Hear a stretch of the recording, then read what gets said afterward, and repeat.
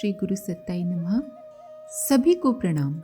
पिछले वीडियो में हमने सुना क्रोध का ही एक स्वरूप अहंकार है। क्रोध स्वयं क्रोध करने वाले को नष्ट कर डालता है। लोभ एवं स्वार्थ मनुष्य के सर्वनाश का कारण बनते हैं। कामुकता भी मनुष्य के पतन का कारण बनती है। कामुकता से ग्रस्त मनुष्य नर पशु बन जाता है। उसका शरीर, मन, यश, धर्म सभी नष्ट हो जाते हैं। एक ही दुर्गुण व्यक्ति को गिराने में काफी है। आइए इसी क्रम को आगे बढ़ाते हैं। एक गरीब मजदूर अपनी पत्नी समेत एक सेठ के पड़ोस में रहता था। वो जो कमाकर लाता रात को पति पत्नी भोजन बनाते और खा लेते। सेठ की पत्नी छत पर से उन्हें देखती रहती। एक दिन सेठानी ने अपने पति से कहा, पड़ोसी मजदूर बिल्कुल साधारण सा खाना खाते हैं और चैन की नींद सोते हैं, और हम लोग इतना बढ़िया बढ़िया खाना खाते हैं और रात में भी ठीक से सो नहीं पाते। हमसे तो ये मजदूर ही अच्छे हैं। सेठ ने कहा, मजदूर 99 के फेर में नहीं पड़ा है। सेठानी ने पूछा, 99 का फेर क्या होता है? सेठ ने रात को एक पोटली में 99 रुपए बांधकर चुपके से मजदूर के आंगन में फेंक दिए। सुबह मजदूर उठा और उसने रुपयों की पोटली पड़ी देखी। बड़ा प्रसन्न हुआ। रुपए गिने तो 99 निकले। पत्नी से कहा, खाने में कुछ बचत करके और खूब मेहनत मजदूरी करके 1 रुपया पूरा कर लें तो 100 रुपए हो जाएंगे। बात तय हो गई। उस दिन मजदूरी आधी खाई गई, आधी बचाई गई। सेठानी ने छत पर से देखा कि 99 के फेर में पड़ने के बाद मजदूर और उसकी पत्नी हमेशा चिंताग्रस्त रहने लगे हैं। ठीक से सो भी नहीं पाते और भी ज्यादा गरीबी में रहने लगे हैं और दिन रात अधिक कमा के 99 को 100 करने के चक्कर में डूबे रहते हैं। सेठ जी ने सेठानी को बताया, यही 99 का फेर है। धन अधिक बढ़ाने और उसके रखवाली के लोभ चक्र में मनुष्य अपनी सारी सुख शांति खो बैठता है। कुसंग से बचना चाहिए और दुष्टों से दूर रहना चाहिए। उनका सहयोग एवं समर्थन करने से पाप का भागी बनना पड़ता है। अजामिल अपनी दुष्टता एवं दुराचार के लिए विख्यात हुआ, पर आरंभ में वो एक सदाचारी ब्राह्मण था। किसी कार्यवश कहीं गया और वहाँ कुलटा स्त्रियों और दुरात्मा लोगों की संगति में पड़ गया। कुसंग बड़े बड़ों का पतन कर देता है। बुरों को सुधारना कठिन है, पर अच्छों का बिगड़ जाना सरल है।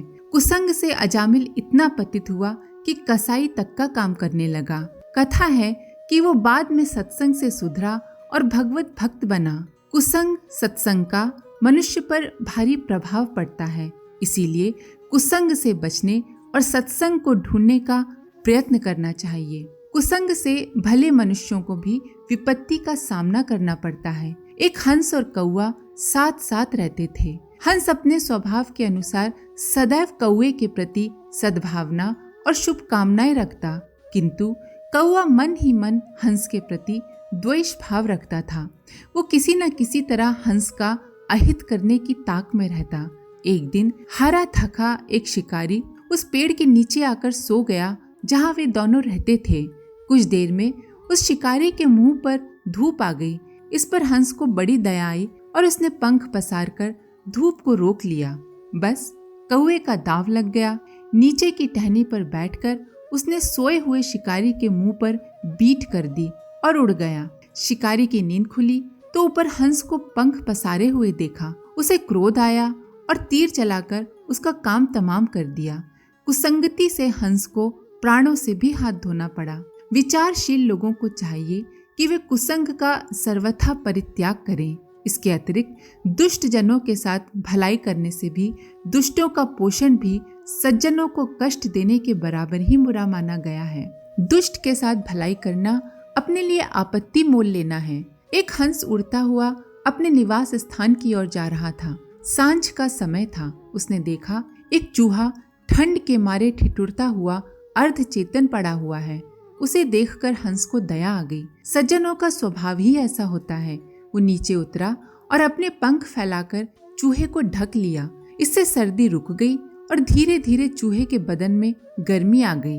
अपने आप को वो ठीक महसूस करने लगा। बस अब क्या था, वो अपने काम में लग गया और हंस के मुलायम परों को काट दिया। सवेरा हुआ, सूर्य की किरणें वसुधा पर फैलने लगी।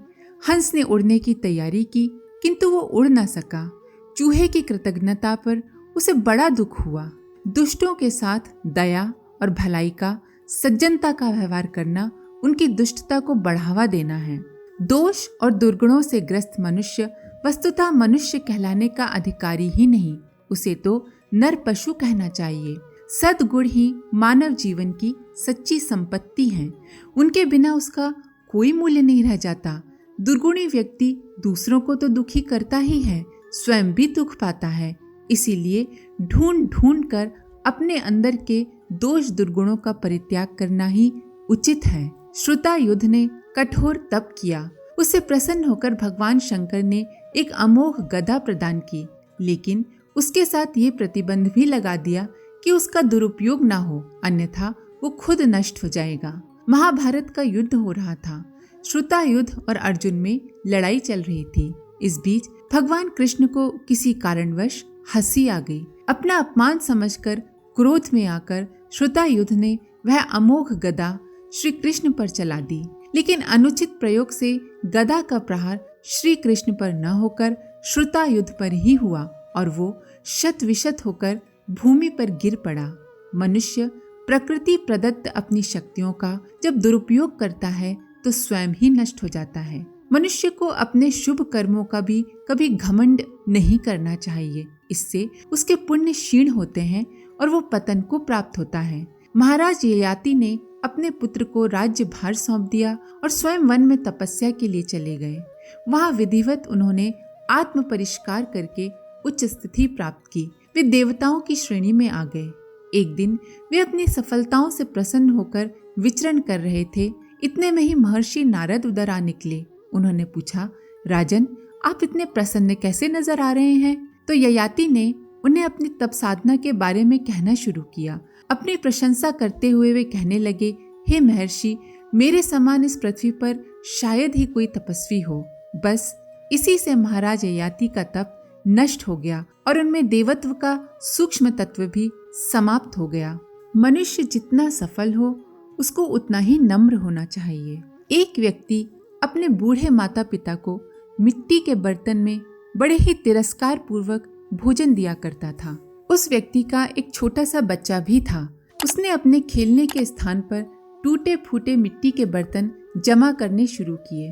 पिता ने जब इसका कारण पूछा तो बच्चे ने कहा, आप और माँ जब बूढ़े होंगे तब मुझे भी तो इसी तरह टूटे बर्तनों में आप लोगों को भोजन देना पड़ेगा, सो अभी से बर्तन इकट्ठे कर रहा हूँ। उस व्यक्ति की आंखें खुली और उसने अपने माता पिता के साथ सम्मान पूर्वक व्यवहार करना शुरू कर दिया, ताकि अपने बुढ़ापे में उसे वैसा ही असम्मान न सहना पड़े।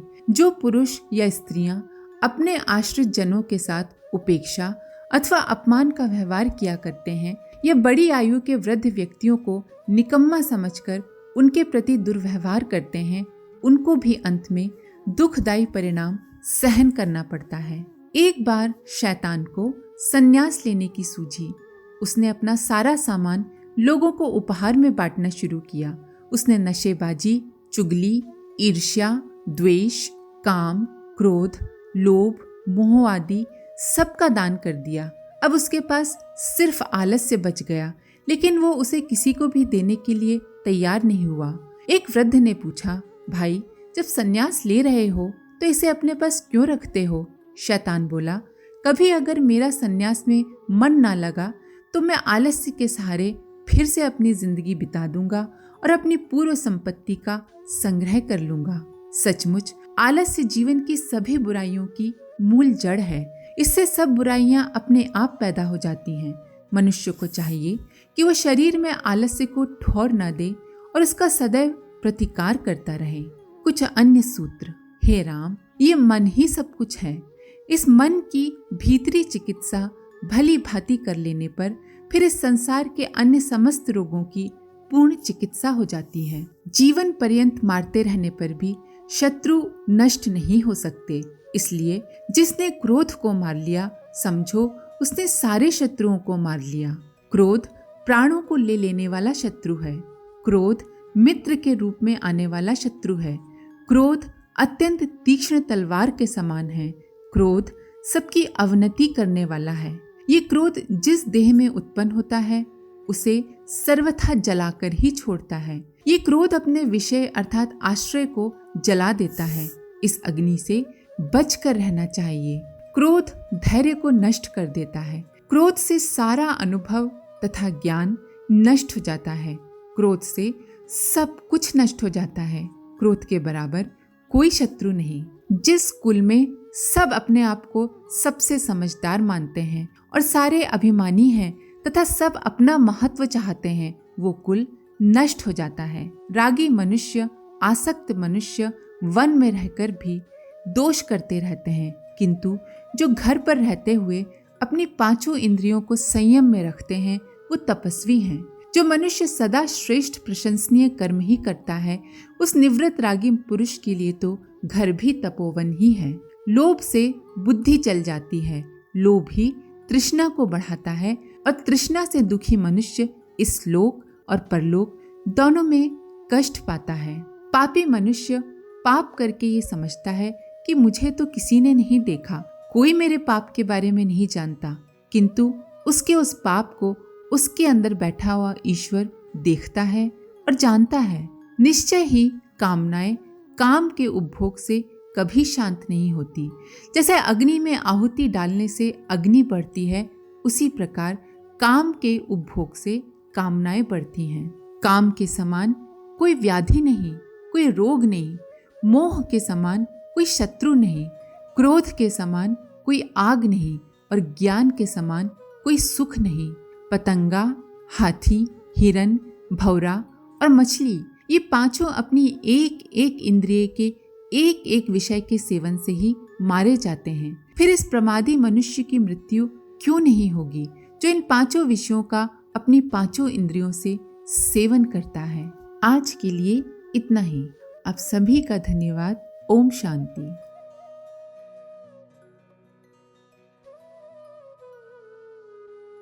हमारे YouTube चैनल को सब्सक्राइब करें और बेल आइकन को दबाकर ऑल पर क्लिक करें ताकि आने वाले सभी वीडियोस की नोटिफिकेशन आपको मिलती रहे।